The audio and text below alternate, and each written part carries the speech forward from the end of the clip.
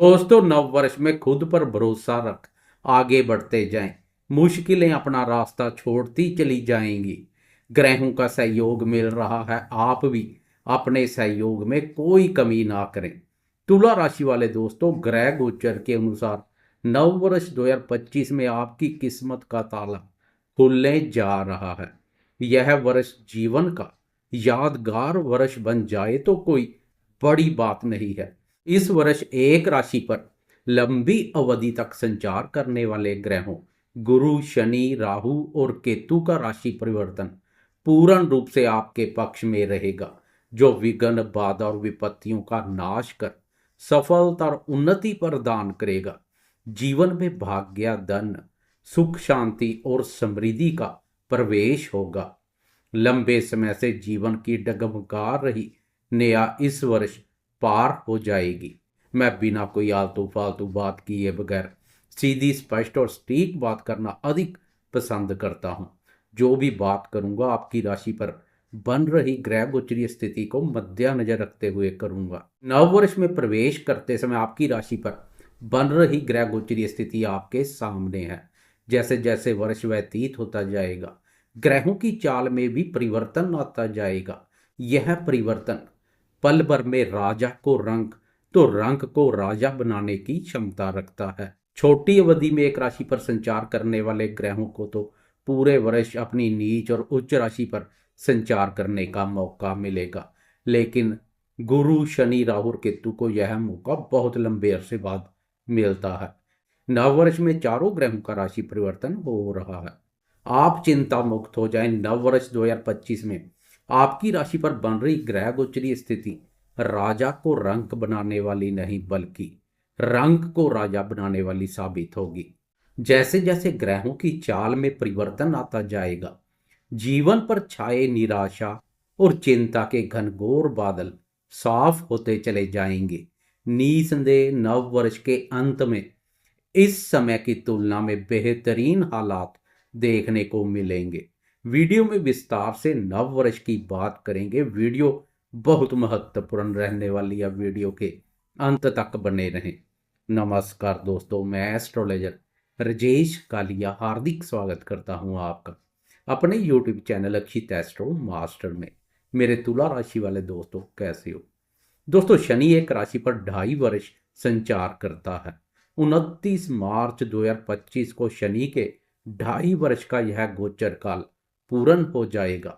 पिछले 2.5 वर्ष से पंचम भाव पर शनि के संचार से विभिन्न प्रकार की परिस्थितियों से गुजरना पड़ा है। पिछले समय से पंचम भाव पर जब जब शनि ने वक्री अवस्था में संचार किया, उस समय परिस्थितियां और अधिक नाजुक बन गई थी। वक्री शनि ने काफी नकारात्मक ऊर्जा पैदा की। पारिवारिक सदस्यों के साथ वाद विवाद, संतान सुख में कमी, संतान क्षेत्र से लगातार चिंता परेशानी का आलम बना रहा। इसके अलावा दाम्पत्य भाव पर शनि की दृष्टि ने दाम्पत्य सुखों को भी बहुत प्रभावित किया है। आर्थिक दृष्टिकोण से भी उम्मीद के मुताबिक प्रदर्शन देखने को नहीं मिला है। उतार चढ़ाव जैसी स्थिति बनी रही है। प्रेमियों के प्रेम संबंधों को भी प्रभावित करने में कोई कमी नहीं छोड़ी है। पंचम भाव पर वक्री शनि ने प्रेमियों की तो बैंड बजाकर रख दी है। लंबे समय से चले आ रहे प्रेम संबंध भी मैंने टूटते हुए देखे हैं। नव वर्ष में इन सब स्थितियों से बहुत बड़ी राहत मिलती हुई दिखाई देगी, जब 29 मार्च 2025 को कर्मफलदाता शनि राशि परिवर्तन कर आपकी राशि के छठे भाव में प्रवेश कर जाएंगे। छठे भाव पर कर्मफलदाता शनिदेव के न्याय की छड़ी आप पर नहीं, बल्कि आपके शत्रुओं पर घूमेगी। इस भाव से रोग, ऋण और शत्रुओं का विचार किया जाता है।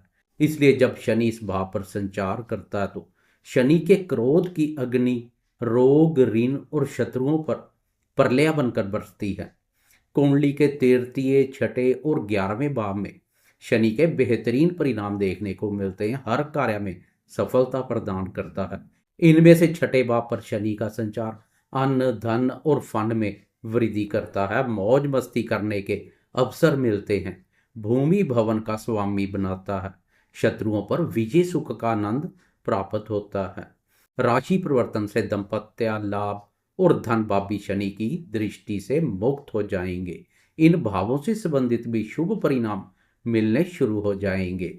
दाम्पत्य सुखों में वृद्धि होगी, आर्थिक स्थिति मजबूत बनेगी, धन के आवागमन में तेजी आएगी। शनि से संबंधित वस्तुओं का कार्य व्यापार करने वाले व्यापारी दोस्तों की नव वर्ष में 5 नहीं 10 उंगलियां घी में रहेंगी। अच्छे खासे मुनाफे के संकेत मिल रहे हैं। शनि की इस स्थिति का तुला लगन वालों से कहीं अधिक तुला राशि वालों को लाभ देखने को मिलेगा, क्योंकि तुला वालों के लिए शनि 2 शुभ और महत्वपूर्ण भावों चतुर्थ और पंचम भाव का स्वामी भी है। राशिफल में भावपति का शुभ अशुभ परिणाम बहुत कम देखने को मिलता है, लेकिन लगन के संबंध में भावपति का फल बहुत अधिक देखने को मिलता है। इसलिए तुला लगन के लिए चतुर्थ और पंचम भाव का स्वामी होने के कारणवश तुला लगन वालों के लिए मिले जुले परिणाम देखने को मिलेंगे। कुल मिलाकर शनि का यह राशि परिवर्तन तुला वालों के लिए महत्वपूर्ण रहेगा, लेकिन निहाल पक्ष के संबंध में शुभ नहीं रहेगा। उनके यहाँ कोई घटना घटित हो सकती है या उनके साथ संबंधों में मतभेद देखने को मिल सकते हैं, इसलिए उनके साथ तालमेल में कोई कमी ना करें। बात करें गुरुदेव की, तो 14 मई को गुरुदेव भी अष्टम भाव बाधक स्थान को अलविदा कर भाग्यभाव में प्रवेश कर जाएंगे। गुरुदेव एक राशि पर 13 माह संचार करते हैं। 14 मई से पिछले 13 माह अष्टम भाव पर संचार कर रहे गुरु के सुख एवं सहयोग में कुछ कमी बनी हुई थी। यह कमी भाग्य, धन, संतान सुख, आर्थिक स्थिति और मानसिक स्थिति पर नकारात्मक प्रभाव डाल रही थी।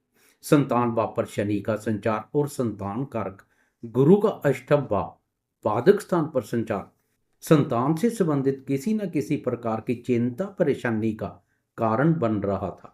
अब भाग्यभाव में प्रवेश कर गुरुदेव सबसे पहले आपके सोए हुए भाग्य को जगा देंगे। भाग्य के बंद दरवाजे खुल जाएंगे। गुरु के अष्टम भाव पर संचार से भाग्य के सुख एवं सहयोग में महसूस हो रही कमी दूर हो जाएगी। भाग्य विदाता गुरुदेव का भाग्यभाव पर संचार भाग्य की प्रबल शक्ति प्रदान करेगा। यहाँ से प्रशस्त हो जाएगा सफलता और उन्नति का रास्ता। भाग्यभाव पर संचार कर रहे गुरुदेव की आपकी राशि के साथ साथ बाहुबल और बुद्धि भाव पर भी शुभ दृष्टि पड़ेगी, जो भाग्य बल के साथ साथ बाहुबल और बुद्धि बल भी प्रदान करेगी। बुद्धि में चमत्कारी बदलाव आएगा, मानसिक रूप से मजबूत बनेंगे। वह दोस्त जो मानसिक अशांति जैसी स्थिति से गुजर रहे हैं, वह इस स्थिति से बाहर आएंगे।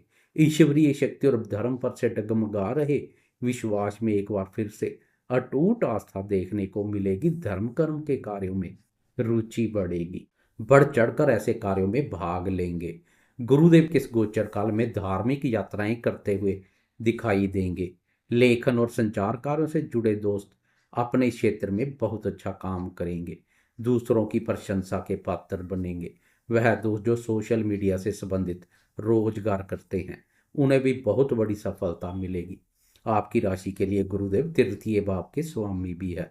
भाग्य भाव से गुरुदेव की तृतीय भाव अपने भाव पर दृष्टि लेखन से संबंधित कार्य करने वाले दोस्तों की लेखनी प्रभाव युक्त बनाएगी। लोग आपकी लेखनी की प्रशंसा करेंगे। नेम और फेम में वृद्धि होगी। पंचम भाव पर दृष्टि संतान क्षेत्र, प्रेमियों, विद्यार्थियों और निवेशकारों से जुड़े दोस्तों के लिए किसी वरदान से कम नहीं है। प्रेमियों को भी भाग्य का सहयोग मिलेगा। बहुत हो चुकी प्रेमियों के प्रेम जीवन में उठा फटक, अब गुरु की दृष्टि प्रेमियों के प्रेम जीवन को 4 चांद लगाएगी। प्रेमी जन एक दूसरे की भावनाओं और विचारों का आदर करेंगे। गुरु के प्रभाव से प्रेम संबंधों में निस्वार्थ निष्ठा, ईमानदारी, पवित्रता और पारदर्शिता देखने को मिलेगी। विद्यार्थियों की बौद्धिक क्षमता और ज्ञान में अद्भुत वृद्धि होगी। इससे विद्यार्थियों के मन में शिक्षा के प्रति रुचि और एकाग्रता में पिछले समय की तुलना में बेहतरीन बदलाव देखने को मिलेगा। अनुसंधान क्षेत्र में बहुत अच्छा कार्य करेंगे। कुल मिलाकर गुरुदेव का राशि परिवर्तन नव वर्ष में उम्मीद की एक नई किरण लेकर आएगा, जो आपके जीवन में उजाला करेगी। घर परिवार में भाग्य, धन, सुख, शांति और समृद्धि का वास होगा। बात करें बाहुबली राहु और केतु महाराज की, तो दोनों में से केतु का राशि परिवर्तन अत्यधिक लाभप्रद रहेगा। 18 मई को 18 माह के लिए दोनों राशि परिवर्तन कर एक एक भाव पीछे चले जाएंगे। बाहुबली राहु बुद्धि स्थान पर शनि की जगह ले लेगा तो केतु महाराज लाभ भाव में विराजमान हो जाएंगे। गोचर में केतु के मंगल समान फल देखने को मिलते हैं। जैसे लाभ भाव पर मंगल का संचार हर कार्य में लाभ प्रदान करता है, मेहनत का पूरा फल लाभ के रूप में मिलता है, इसी प्रकार केतु काम करेगा। आपको अपनी मेहनत, पराक्रम और प्रयासों का पूरा फल लाभ के रूप में मिलेगा। आय और लाभ की स्थिति अत्यधिक मजबूत बनेगी। आर्थिक उन्नति, लाभ और सफलता को बल मिलेगा। उधर अब बुद्धि स्थान पर शनि नहीं बल्कि उल्टे रास्ते पर ले जाने वाला राहु संचार करेगा।